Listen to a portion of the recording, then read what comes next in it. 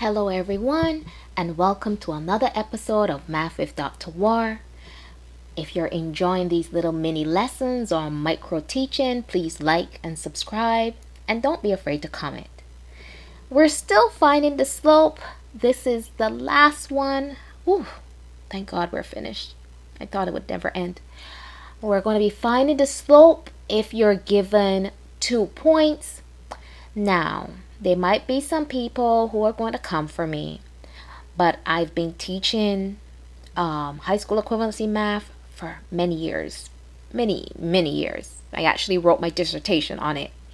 And I find that for someone who have never taken algebra before, finding the slope and using a formula is quite difficult. So when I teach finding the slope given 2 points, I don't use the formula. The reason I do not use the formula is because students are already stressed when they get to the TASC test and they're not going to remember a formula. No matter if it's on the formula sheet, they will never remember it. So please don't come for me in the comments. Okay, let's begin. So when I have to find the slope and I'm given 2 points, the first thing I do is I take my 2 points and I line them up under each other. So I have 4, 3 like this, and then I have 8, 6. So I line them up under each other. Now remember, slope is rise over run, or I call it the change of y over the change of x. Now I've been seeing this now for like 2 to 3 videos. Now, what does change represent? Whenever someone says change in math, the operation we associate with change is subtraction. So whenever you say a change, we are using the operation of subtraction. So slope is the change of y over the change of x. So guess what I'm going to do? We're going to subtract. So I'm going to put the subtraction sign there and the subtraction sign here. Remember, a point is x and this is y. And then I go down here and do my subtraction. So this is 4 take away 8. This would be 3 take away 6. Now 4 take away 8 is -4. So that's why I get on my students that they need to know how to add and subtract and multiply and divide their integers, because it's going to follow you for the rest of your life.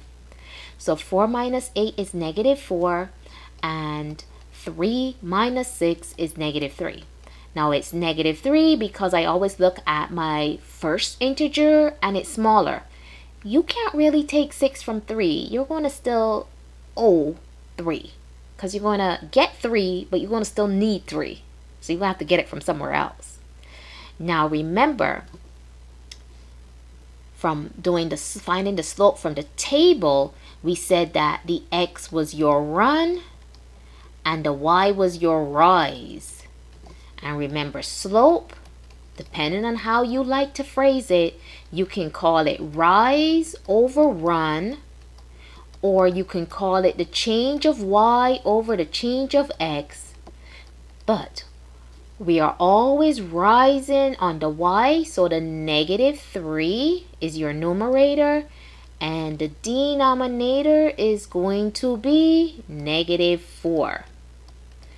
And again, 2 negatives gives you a positive. So your answer is +3 over 4. It is a fraction. 4 cannot divide 3 evenly. You cannot reduce this anymore. So your answer is 3 over 4. Again, I don't use the formula. If you want to, go ahead. But I find that students remember this method more than the formula. Now you have 2 points and they want you to find the slope. So again, I line up my points one under the other. I indicate this is x and this is y. The x is my run. The y is my rise. Because it's the change, we subtract. So I put the minus sign right here in the middle. This, the x, become 1, take away 7. The y, 3, take away 5. Now 1 take away 7 would be negative 6. 3 take away 5, negative 2. Therefore, my slope, remember the slope is rise over run. So the rise is the y value. So that will be the negative 2 over the negative 6. 2 negatives gives you a positive. So you get positive 2 over 6. However, whenever you have fractions, please check to see if you can simplify them. 2 and 6 are even numbers, and even numbers you can divide by 2. 2 divided by 2 is 1, and 6 divided by 2 is 3. So my answer for my slope is 1 over 3, or 1/3. And we're finished. Let's try it again. You have 2 points and you want to find the slope. Again, line up those points under each other. -1, comma -2. And then you have 2, comma 7. And this is my x. And this is y. X is the run. Y is the rise.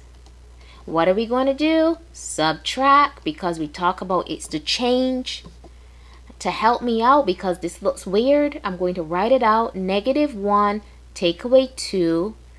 Here, this will be -2, take away 7.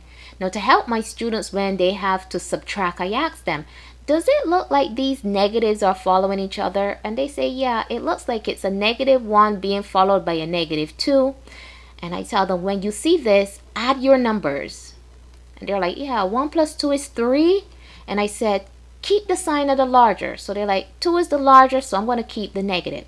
Because I tell them, you have 2 negative people following each other, they're up to no good. They're up to doing something negative. Again, I have -2 take away 7. It looks like you have -2 and following it is -7. So the operation you're going to use would be addition. That would give you 9 and keep the sign of the larger number. Now we know that slope is rise over run. Rise is represented by the y column. So you have -9 over -3.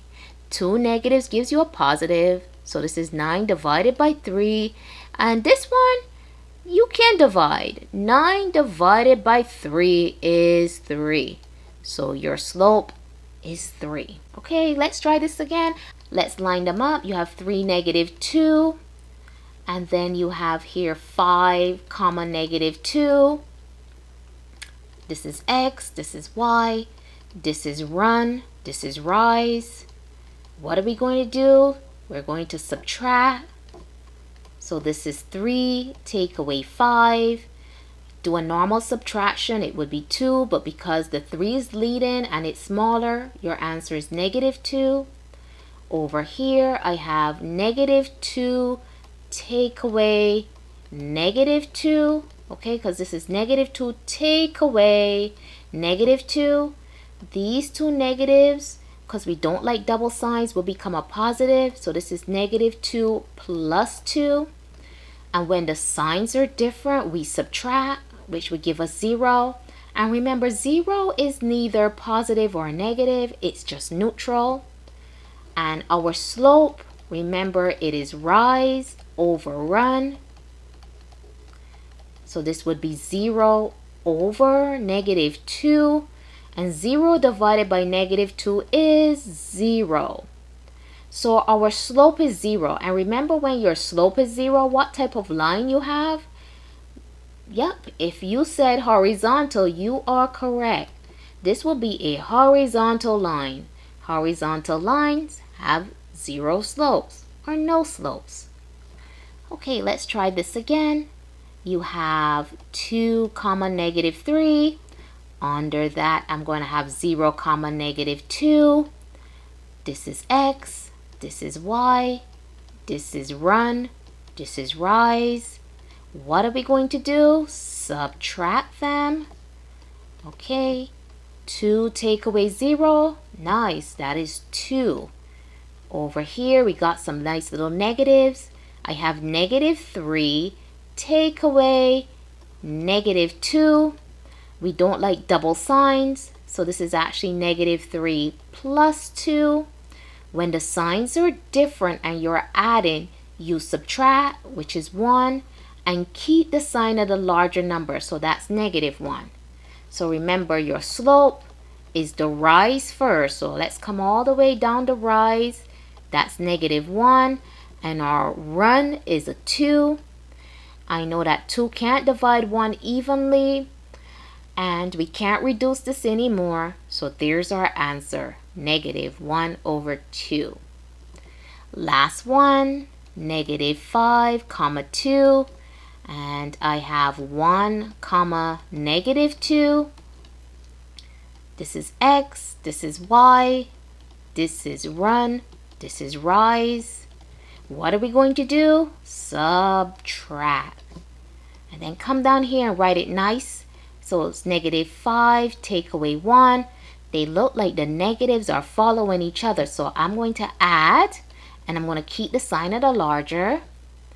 Over here, this is 2, take away -2. We don't like double signs, so these two negatives come together. This is actually 2 plus 2, which is 4. And remember, your slope is the rise first, and the rise is the y value, so that is 4 over the -6. The hardest part for students is figuring out who's first. Always remember it's the rise, which is the y. And then here, you have a positive with a negative, which means that your answer is a negative. So you have -4/6. Always check your fraction. Both of these are even numbers. And I know even numbers are divisible by 2. So I'm going to go ahead and divide by 2.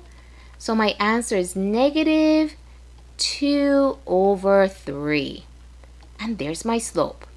So again, I don't use the slope formula because students never remember it. And then when they come out the TASC test, they always say, oh, I forgot to use that equation. So I don't use it. I figured out this method and I've been using it now for many years, and students remember it for some odd reason. I hope this has been helpful. Good luck in your TASC examination. And don't forget, please like, subscribe, and comment.